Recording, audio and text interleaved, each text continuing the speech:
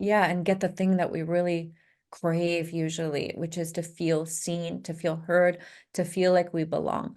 But sometimes we're so blown out by all of the social media and the news and the this and the that and the modern to-do list life that we lead that we don't even have it in us to reach out to the people we love. And so we stay in this kind of comfortably numb place.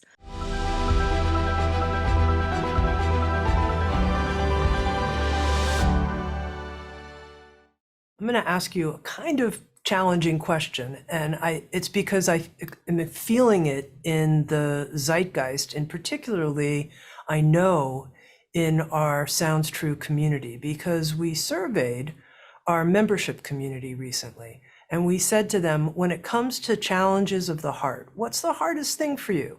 Is it a sense of numbness? Is it a sense of helplessness? Is it heartbreak? Is it grief, rage? It wasn't any of those things. What it was overwhelm, people feeling overwhelmed. And I thought to myself, dare to feel more.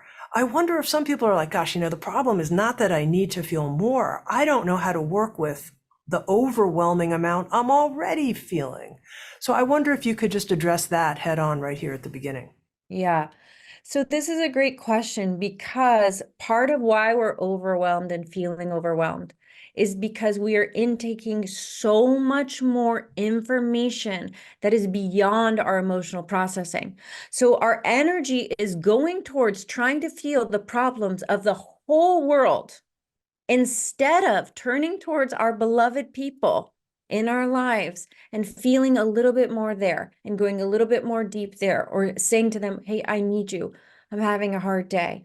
Risking rejection with the people that we love. So because we're so open to all of the news of this whole world, and we're on our devices and we're taking it in, taking it in, taking it in, of course we're going to be overwhelmed. There have been studies that say that we are absolutely not biologically capable of taking all of that in. The problem is because we're getting flooded because of these problems that we cannot solve in our day-to-day, then we get so blown out that the intimacy that we actually crave and the love and the belonging that comes from the people that are already in our lives, then we can't handle those moments. And this is a problem because the the amount of connection that we can receive with the people we love by being vulnerable, by showing up, by texting, hey Tammy, like, is there any way you can hop on the phone with me? I'm having a rough day, or I could really use a friend. We don't have the capacity at times to really show up to those edges because we're so far out with everything that we have taken in. We're trying to bite off these huge chunks in this world. And I read something recently, it was like, instead of attempting to solve the problems of this world, or to conceptualize or intellectualize or sit around and contemplate, what about if you just think about your neighborhood and the street you live on? What problems could you support solving there?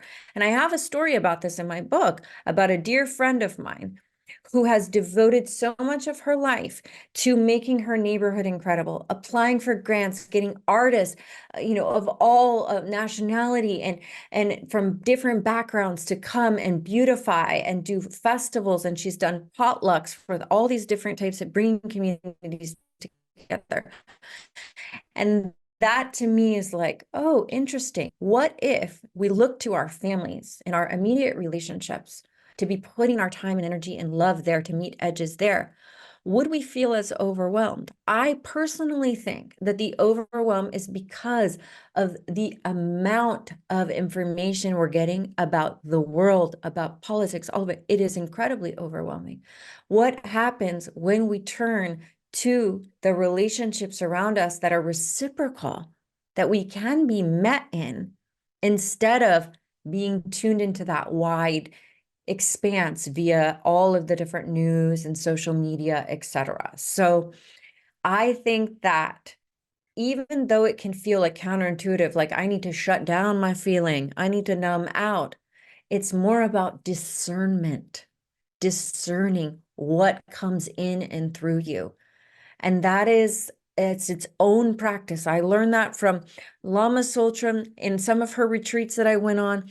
That part of there's this red dakini, and she just wants, she craves, she wants it all, she wants it all, she wants it all. And the practice is to sit and to discern what comes in and what stays out instead of being wide open, because that's what creates overwhelm.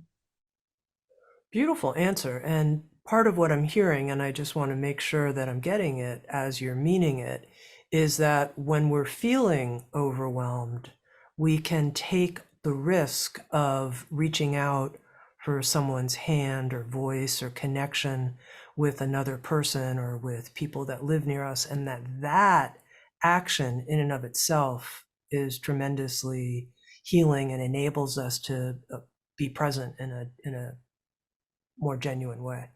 Yeah, and get the thing that we really crave usually, which is to feel seen, to feel heard, to feel like we belong. But sometimes we're so blown out by all of the social media and the news and the this and the that and the modern to-do list life that we lead, that we don't even have it in us to reach out to the people we love. And so we stay in this kind of comfortably numb place. And that to me is that's a spiritual illness in a way. If we're just relating to each other from that comfortably numb place, that's like, wait a minute, um, where could I create more depth and intimacy? How could I create more intimacy in this moment with the people I love? Or am I okay with just being at this kind of, oh, I don't have it in me, right? There's some moments where it's totally fine with the people we love to just be a little checked out or a little like, discombobulated or on our phones, but that's not a way to live a life, right?